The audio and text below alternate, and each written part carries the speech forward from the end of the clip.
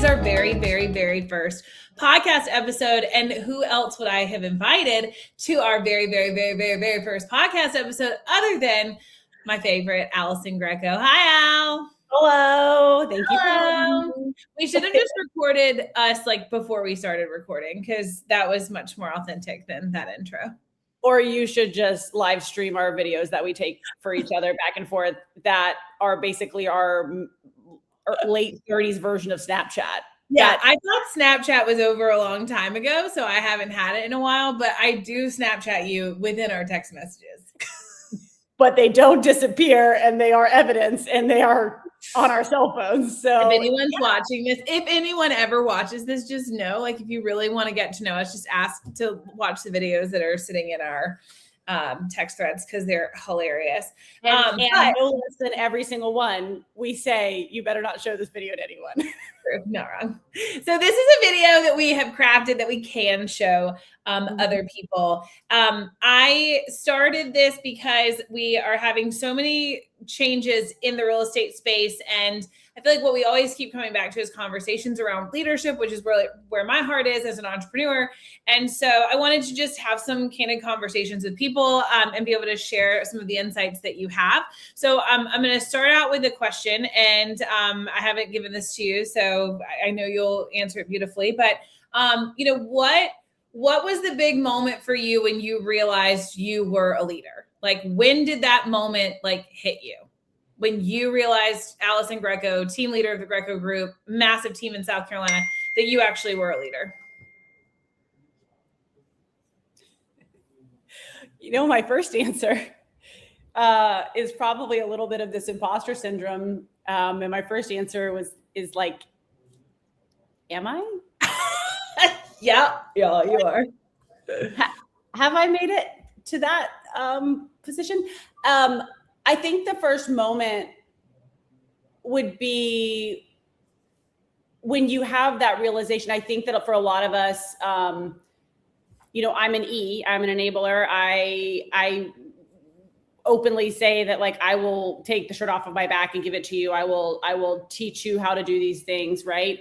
But I think that moment was when I genuinely was able to look back and say, look at the impact I've made in these individuals. And don't think it really hit me, and it didn't really come until it was actually the impact I made in individuals that were actually no longer in my org, in my organization.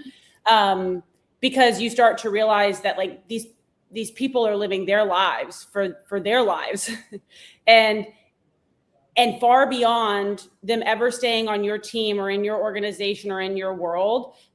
You will have an impact, positively, negatively, whatever that interaction is, far beyond them staying in your world. Mm-hmm. You start to realize that there's a lot of purpose behind this, and that you do have a lot of impact. And that's leadership. That is the moment that you realize you got to take this seriously. You got to make sure that you're leading in a way that they are hearing you and following you, and feeling that you are interacting with them the way that they need to be interacted with, mm-hmm. to help impact them positively. I don't know if that answers your question. No, it does, because you are a high producing agent, right? Like, I mean, tell everyone just like your quick, edification story. Like, you got into real estate, you're 10 years ago, because we're so young. I think it was 11 now, but yeah.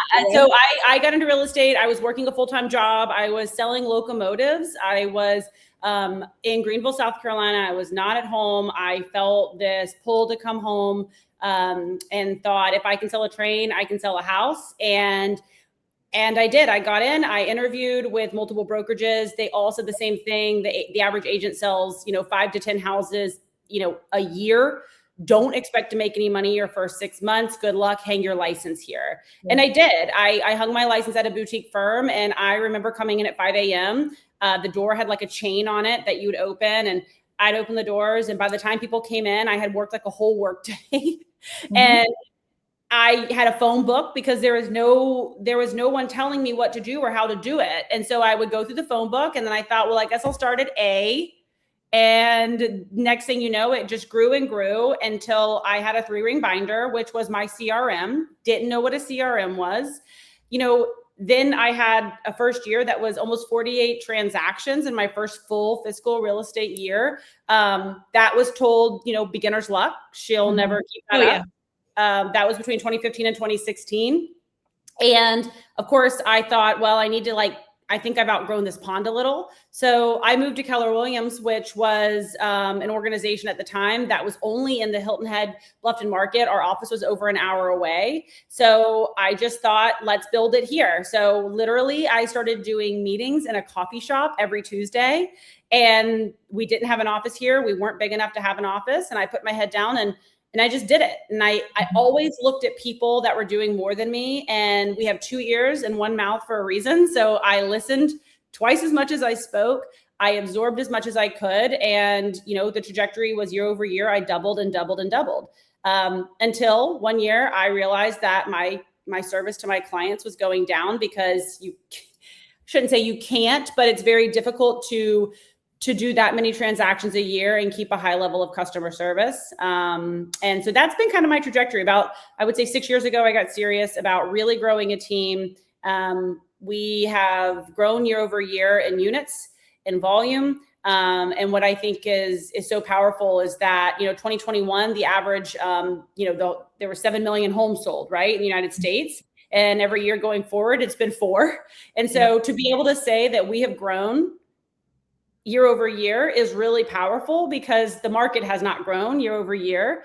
And, from a leadership standpoint, I think I've affected and impacted a lot of lives. And that's my word this year, right? Sky Michaels put the word down. Mine was impact. And the more I focus on it and the more I really reflect on it, the more I realize that I've done exactly that. And so I'm very proud of everyone that has worked with me and stayed with me and left and created beautiful organizations and beautiful lives. And that's what you have to focus on. Yeah. So let's talk about this, because you allude to this. So in an environment in which you are going to hang your license, right? So you started boutique brokerage. I started at like a large franchise style brokerage, like where it doesn't really matter. Right. But those people, right, that are running those offices are financially incentivized to have agents that are producing, right? So this is what always gets me, because if you listen to agents and when they usually that first brokerage that they pop into, it's just sometimes you get lucky. So sometimes most of us walked into a brokerage with no understanding of what we were doing and no questions to ask and no context to help us make and discern the right choice. It's interesting to me because that in that situation, you have a person that's incentivized by income for you to be successful as a broker owner, and you were given no guidance, like many of us were. You're probably going to fail. You need 6 months of savings, the whole spiel. What is it that made you different? What is in you, or what was your experience somewhere else in life that when you realized you wanted to have a leadership role, you wanted to have other agents, that you were but this is not how it's going to go? What do you think differentiates people that are just naturally apt to lead versus just kind of people collecting, which is what I think we see a lot of in our industry? Okay. So probably unpopular opinion is that I don't believe I have this had this burning desire to grow a team. I am not one of those people that was I'm going to start a team. I'm kind of a lone wolf. You know me, I very much am a very purpose-driven person. I do well one-on-one. I don't do well in groups. It was born out of a necessity. Question number one was, what made you kind of hit the ground running, and what experiences in your life got you there? I will be very honest. When I got in, I said, I'm going to be number one. I want to be number one.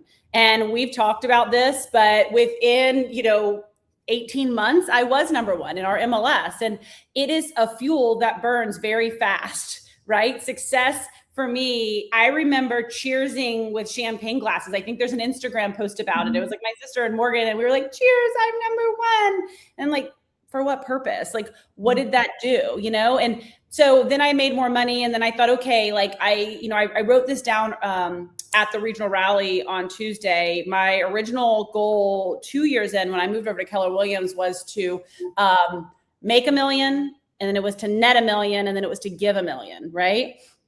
And I think we lose sight of that because the give $1 million, frankly, probably could have come a lot faster if I wouldn't have started a team. A lot of my time and energy has turned into just chasing purpose.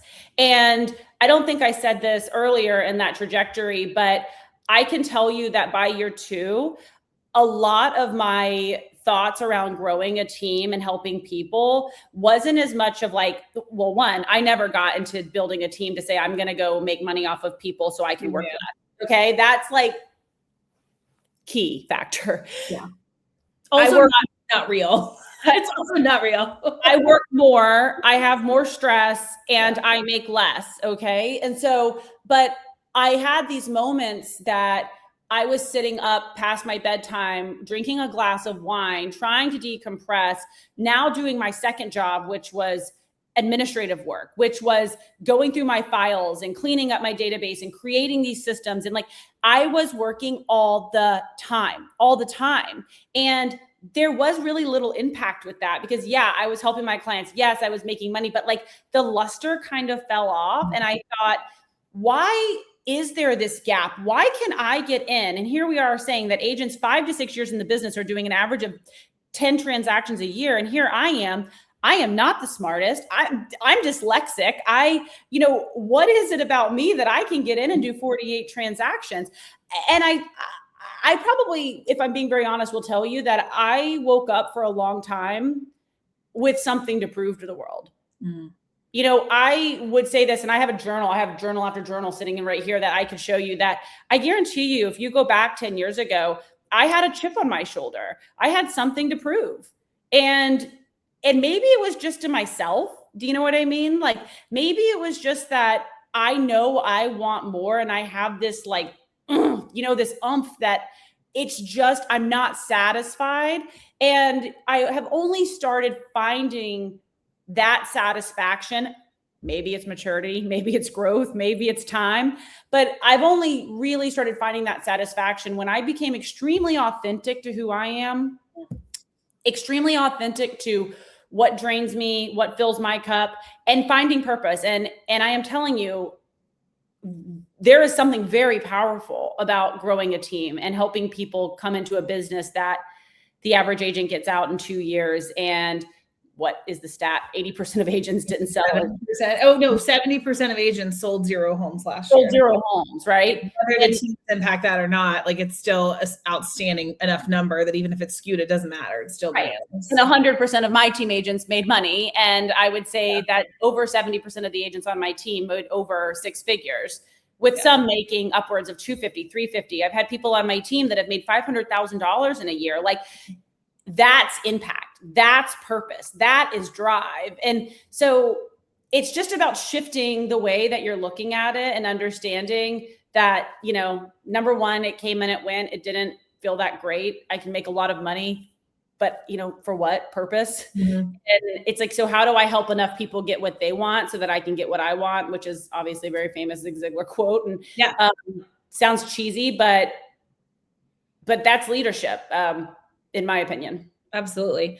Yeah. You said something about going into this authenticity piece, which I think is so important because there's like 3 concepts around here. It's being authentically you, the ability then, if you're authentically you, to preserve and to protect your energy, right? Which is something that I feel like we all are aware of and talk about. And then how, once you really stretch that energy, your capacity will expand, right? It's like the energy is what starts to blow the balloon up, right? And then that balloon boundary starts to become in capacity. And we were talking about this yesterday, and I'd love to hear your opinion on this, that like, I would rather have incidences where it's like the balloon pops and I realize I've got to rebuild and I've got to fix things. I think so many people live in a world where they're just living in what I call slow leaks, right? Because the capacity never expanded to where it could. And the energy is never as magnificently like performing as it could. Like it's always like, cause you're always just leaking out because you're doing things that aren't bringing you joy, or you're tied down to something, or you're saying I should be doing this and you're never accomplishing it. So we called it yesterday a life of slow leaks. And I think you're exactly like nail on the head. When you live in that authenticity, your energy can really expand. What have you learned about that specifically in your life? Because I know we talk about it quite a lot. I think there's a few factors of this. I think that, there's not knowing and there's knowing. We've talked about this, and the gap in between is frustrating. And so many people just stop. And for whatever reason, I really crave the frustration. I really crave figuring it out. A lot of people in my world will just say, well, you just have a higher pain tolerance. Well, I think that's earned. I think it's learned. I think it's trained, right? It's about finding the hard things, leaning in on it, staying in it long enough. And I've done it over and over and over again that now it just feels like second nature. Like I just put myself into tough situations because I know on the other side of it is typically this one word that most people don't really know what it feels like. And as leaders, if we could figure out the way to articulate it so that they would believe us and we can make that feeling feel so euphoric or whatever they're looking for, it's freedom. Freedom of time, freedom of money, freedom of choice. It's freedom. But I have yet to find the way to coax people to listen to me long enough to say, look at this freedom. And you were coaching me the other day and you're like, Allison, they don't want it. You think enough people want it. And I think the thing when I reflected on that conversation we had was they don't want it being what I have, but they want their version of it. And I'm not defining their version of it, but I'm so passionate to know how life changes on the other side of it. And your choice of freedom of like your freedom looks very different than my freedom. Oh yeah, absolutely. Your day looks extremely different than my day. And but we both work so hard to get to that. And that is the hardest part of working with human beings is having to remember that what we see in them and the potential we see in them is a reflection of what we would do in their situations. Pulling yourself out of the outcome is another part of it, right? And I'm probably veering off of your original question, but I feel that that's the thing. People don't stay in it long enough. And then if you look, and I will tell you, this has been a pattern for me and the way I've operated is people feel very pushed. They feel very, very pushed. And I do push people. And that's how my capacity has been expanded is I just continue to push. And it's funny because I think that you talk about popping the bubble. I want to do it as fast as possible. Same. Everyone else overload it as quickly as possible. I said this in Aspen. A lot of people are too scared to pop the bubble. But my belief is the only reason that I got where I got is because I was willing to break things fast enough. Because if you break it fast enough, you'll actually realize what matters and what doesn't. Because what requires the rebuild. And this is somewhere where I want to go with you too, because like we are very different. Like I have like always been much more into like the tech and the back end systems and like that's not something that you're like, oh, these things make me so happy. But like we're looking at right now the systems and processes that we have in place. And I think that a lot of things that have been in place in real estate, it's going to go very tactical real estate very fast, but like for decades, like the signing platforms of say like a Dotloop or a DocuSign, like Slack for communications, a CRM program. Like we've always kind of had like, you could go to any mastermind and some of these buzzwords and some of these things everyone has.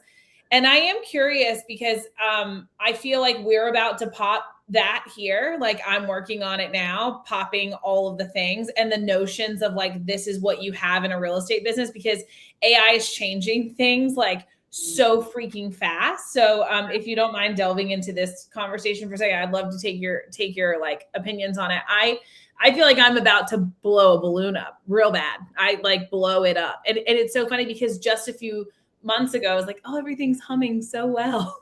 Everything feels so good. And I feel like we're at a place where it's like isolating one system and trying to make the most sense and optimize this and optimize that. It's like what we're really looking at is like a whole new way of just doing things that like takes out some of the people components, some of the back ends, some of the systems, some of the tech. So I'm curious, like, what are you guys seeing in this like AI realm? Like, what do you feel like the impact is going to be?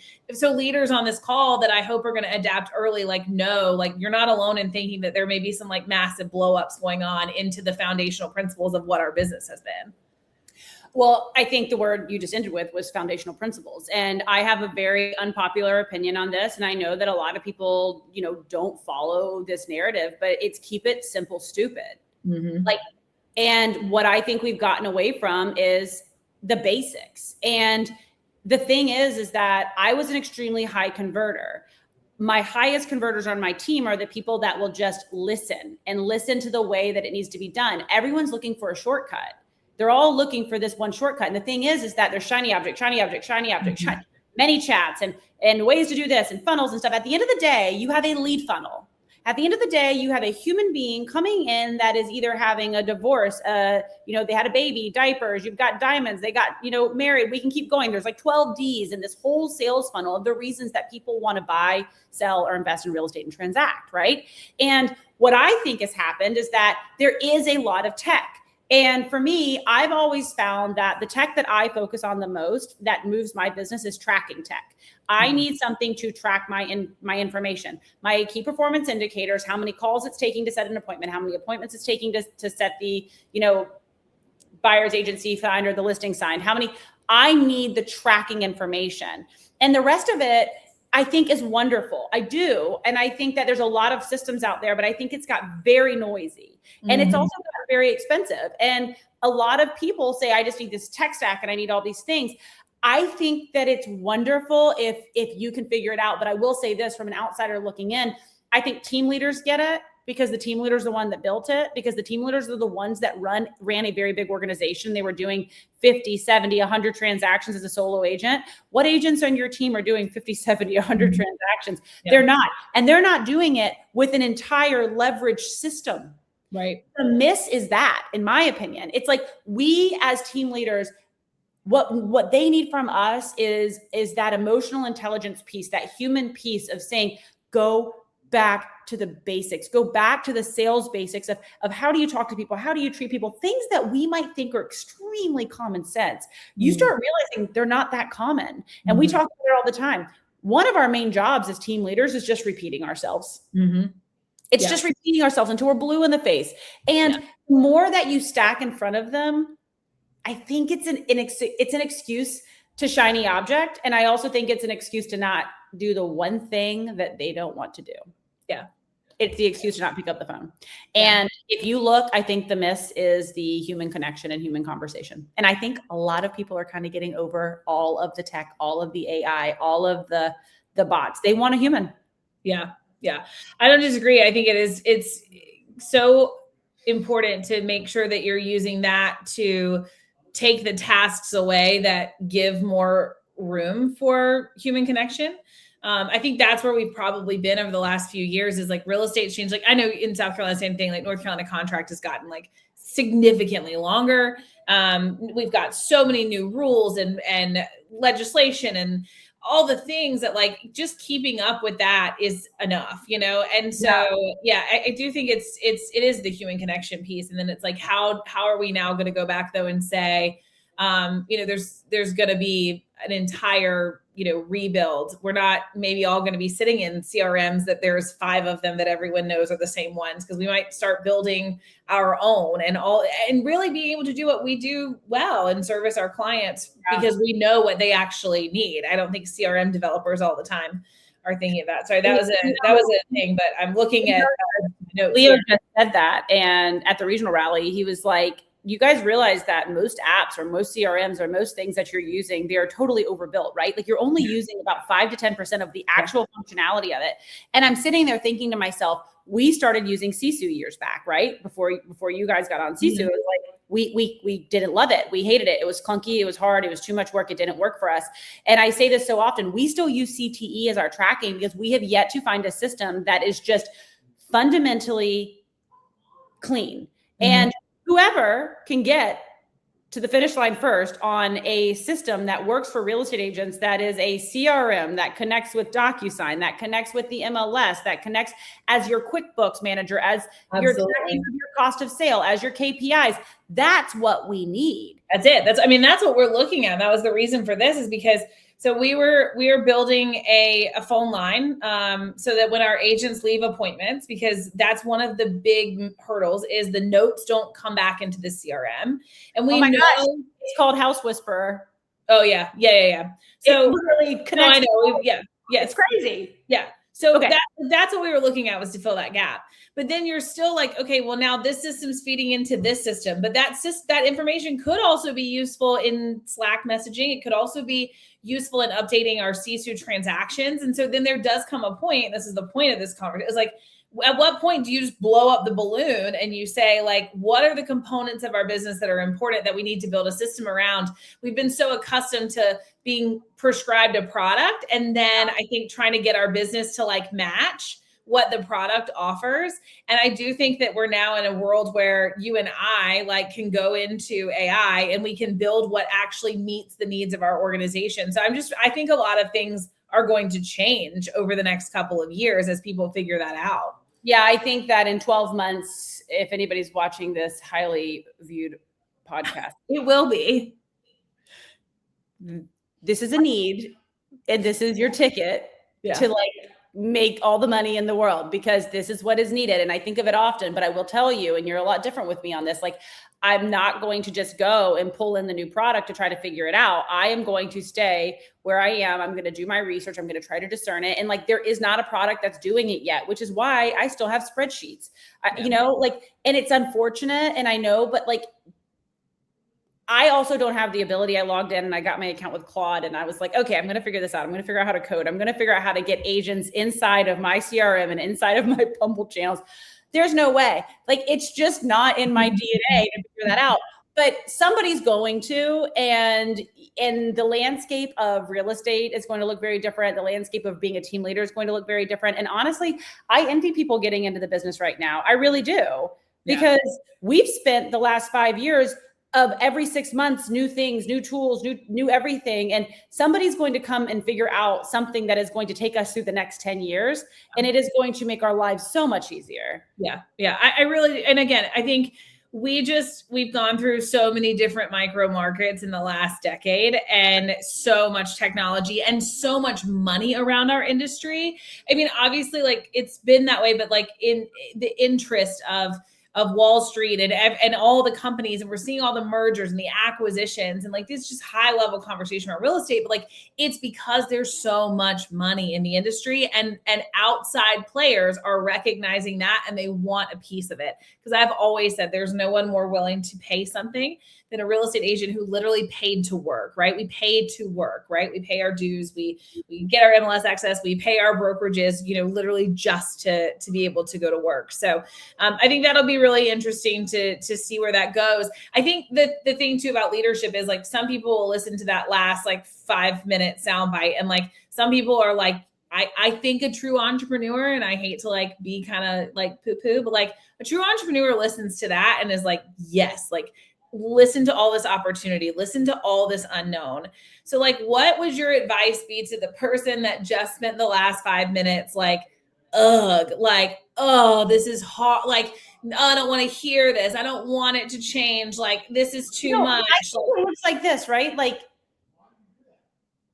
the one reason that I would tell you, and I don't mean to sound like this, but the one reason that I would tell you that I'm as successful as I am and you're as successful as you are is because we absolutely have an extremely positive outlook on life. Mm-hmm. Nothing that I just said, while intense, while I didn't take a breath, while my candor and cadence is much different than yours, is extremely positive. None of that was negative. Mm-hmm. I want somebody to figure this out. I'm not the gal to figure it out, but like, I want somebody to figure it out. I'm hoping our wonderful EXP is also going to listen to this and say, wow, this is the thing the industry is missing. We will create it, and we will then absolutely become the one and only brokers that anyone would ever want to hang their license at. Yeah. That is how crazy the shaping of this industry is going. And over the next 5 years, it's going to look extremely different. If you are an agent that hears that and says, I don't want to do all of those things, I'm going to be honest with you, you don't have to. Mm-hmm. You don't have to.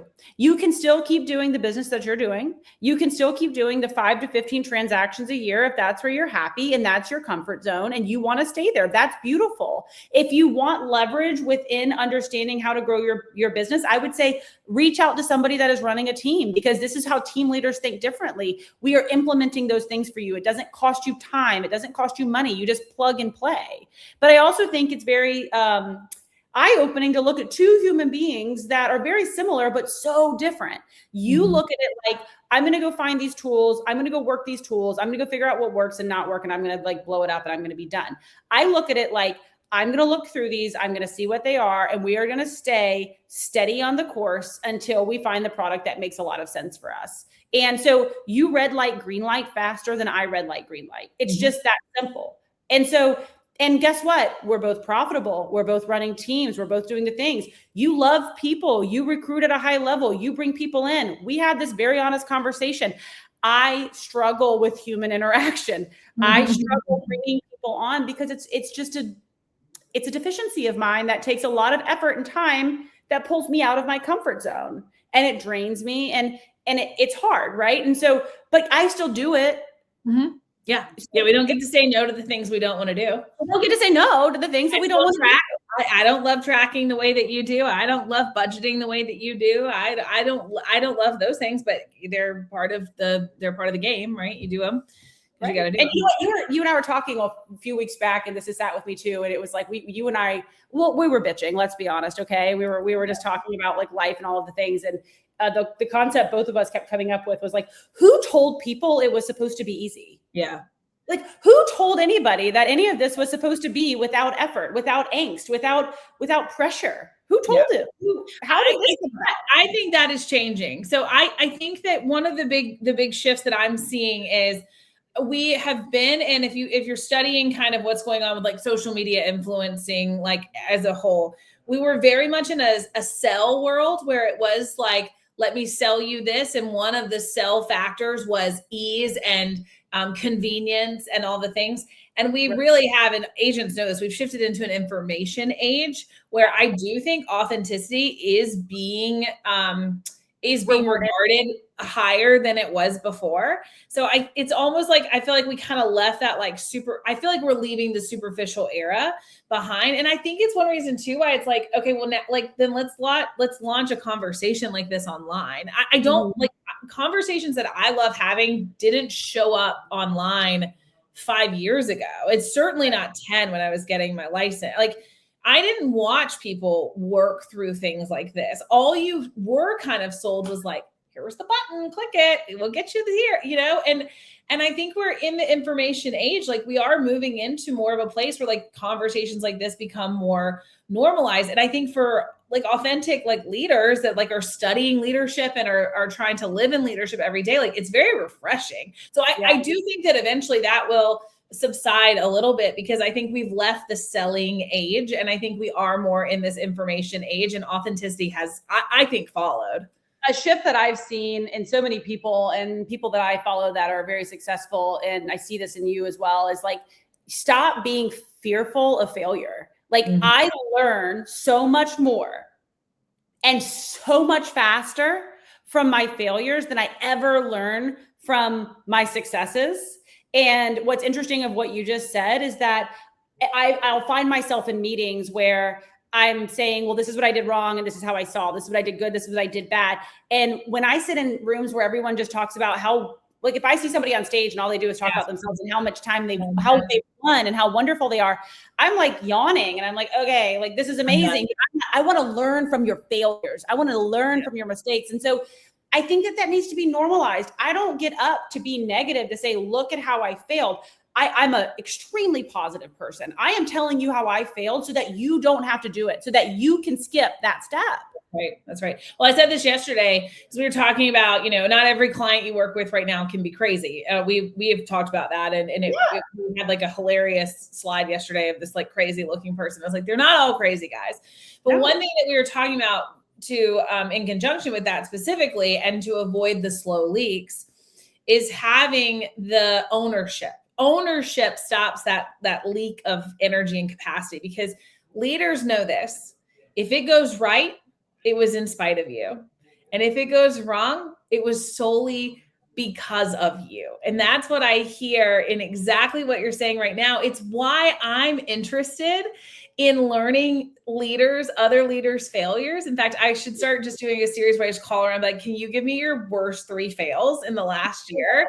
Yeah. Because the things that we would learn would be astronomical, because those are the things that we take ownership of.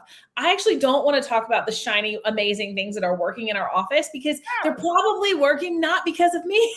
They're probably working because of our people. So the failures, they're on me, and that's where you learn. So I think that is huge. And I do hope we continue to share more failure stories, because that is the most important lesson you can learn is from Maybe you should rename this failure stories. Should call this the failures table. But it goes back to, why are we willing to grow and pop our bubbles?